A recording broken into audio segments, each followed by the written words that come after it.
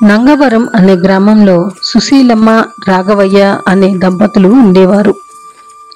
వారు ఆ ఊళ్ళో ఉత్తమ దంపతులుగా ప్రసిద్ధిగాంచారు.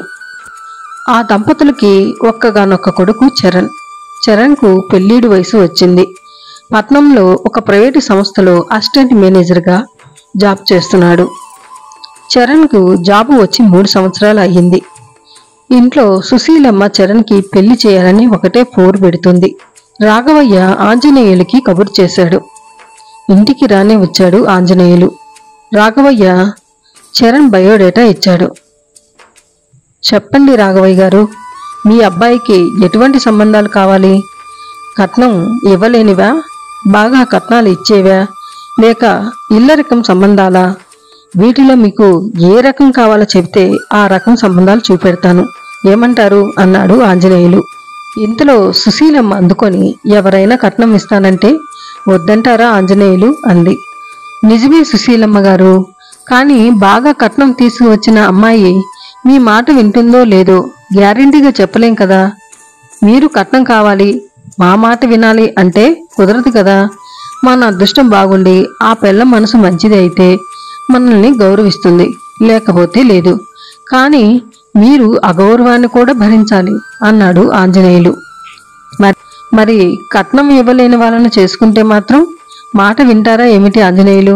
మొదట్లో బాగానే ఉన్నా ముందు ముందు ముదిరిపోరు.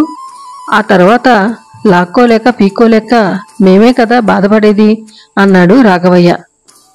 అలా అయితే ఇల్లరికం సంబంధాలు చూపిస్తాను లేండి, అసలు సమస్య ఉండదు. ఎందుకంటే కోడల పిల్ల మీ ఇంట్లోనే ఉండదు కదా అన్నాడు ఆంజనేయులు నవ్వుతూ. భలే వాడివి ఆంజనేయులు, మాకేమన్నా 4 కొడుకులా? ఇల్లరికం ఇవ్వడానికి ఒక్కగానొక్క కొడుకు. ఇల్లరికం ఇస్తే మేమేమైపోవాలి అంది సుశీలమ్మ. ప్రస్తుతం ప్రపంచంలో ఇదేనమ్మా పెద్ద సమస్య. అందరూ ఒక్కొక్కరినే కంటున్నారు. అమ్మాయి తరపు వాళ్ళ ఇల్లరికం కోసం ఎదురు చూస్తుంటే అబ్బాయి తరపు వాళ్ళు మాత్రం కోడలు మామలు బాగా చూసుకోవాలని అనుకుంటున్నారు. ఎలా కుదురుతుంది చెప్పండి? ఇప్పుడు యువత అమ్మా నాన్నతో పాటు అత్తామామను కూడా చూసుకోవాల్సి వస్తుంది. ఇక్కడే భార్యాభర్తలకి అస్సలు పడటం లేదు. మా వాళ్ళన్న చూడాలని అబ్బాయి అంటే కాదు, మా వాళ్ళనే చూడాలని అమ్మాయి అంటుంది. ఇద్దరు గొడవలు పడి చివరికి ఎవరి అమ్మా నాన్నల వారి దగ్గరికి వాళ్ళు వెళ్ళిపోతున్నారు. ప్రపంచ సత్యం చెప్పాడు ఆంజనేయులు. సుశీలమ్మ నోరు వెళ్ళబెట్టింది.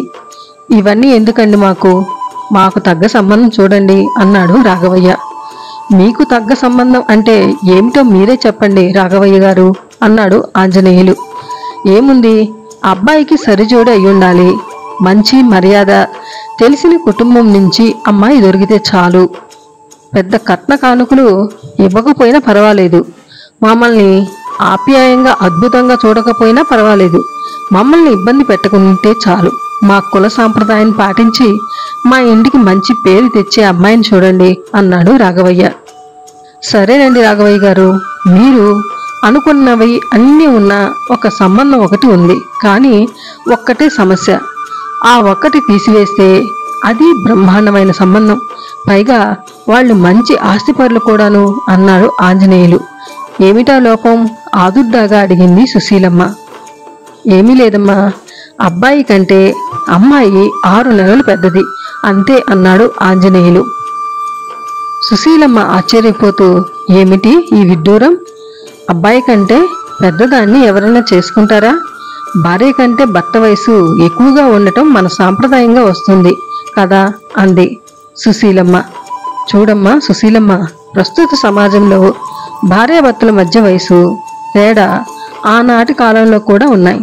అంతెందుకు, శ్రీరాముడి కంటే సీతాదేవి పెద్దది, మహాత్మా గాంధీ కంటే కస్తూరిబా గాంధీ వయసులో పెద్దది, మన ఊర్లో ఉన్న సర్పంచ్ గారి భార్య ఆయన కంటే 3 సంవత్సరాలు పెద్దది. ఆయన బాగానే ఉన్నాడుగా. అసలు నిజం చెప్పాలంటే తనకంటే పెద్దదాన్ని చేసుకున్న వాళ్ళకి ఆ అదృష్టం ఐశ్వర్యం కలిసి వస్తుంది అంటున్నారు. అందుకు ఉదాహరణ కూడా ఇందాక నేను చెప్పిన 3 అన్నాడు ఆంజనేయులు. చూడండి, భార్య వయసు భర్త కంటే తక్కువగా ఉండాలని ఏ శాస్త్రం ఏ వేదం చెప్పింది చెప్పండి? మనది పురుషాధిక్య సమాజం కాబట్టి ఈ నడవడి కనిపిస్తుంది. శ్రీరాముడు తన భార్యకు సమాన హక్కు ఇచ్చాడు. సీతాదేవి వయస్సు చూడలేదు. విశ్వామిత్రుడు ఆమె యొక్క యోగం పవిత్రత చూచి శ్రీరాముడితో కళ్యాణం జరిపించాడు. మంచి గుణం ఉండాలే గాని వయసుదేముని చెప్పండి. పైగా 6 నెలలేగా వయసులో తేడా. మంచి కుటుంబంలోనే అమ్మాయి, మంచి గుణం కలిగిన అమ్మాయి దొరకటం ఈ రోజుల్లో అసాధ్యం. మీ అబ్బాయికి అమ్మాయి ఫోటో చూపించండి. అమ్మాయి నచ్చితే ముందుకు వెళ్ళండి. కాదంటారా?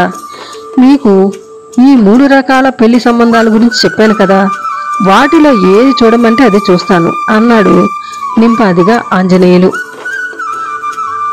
సుశీలమ్మ రాఘవేలు ఒకరి మొహం ఒకరు చూసుకొని అబ్బాయిని సంప్రదించి ఏ విషయం మీకు చెబుతాం అని ఆంజనేయులను పంపించారు. చరణ్కు అమ్మాయి ఫోటో చూపించారు. విషయం అంతా విన్నవించారు చరణ్కి రాఘవయ్య సుశీలమ్మలు. చరణ్, అమ్మాయి నాకు బాగా నచ్చిందమ్మా, మీకిష్టమైతే నాకు ఎటువంటి అభ్యంతరం లేదు వయస్సు తేడాలో అని చెప్పాడు. 2 నెలలు తిరగకుండానే చరణ్ పెళ్లి 6 నెలల పెద్దదైన అమ్మాయితో జరిగింది ఘనంగా. రాఘవయ్య సుశీలమ్మ ఇద్దరు కోడలితో సంతోషంగా ఉన్నారు.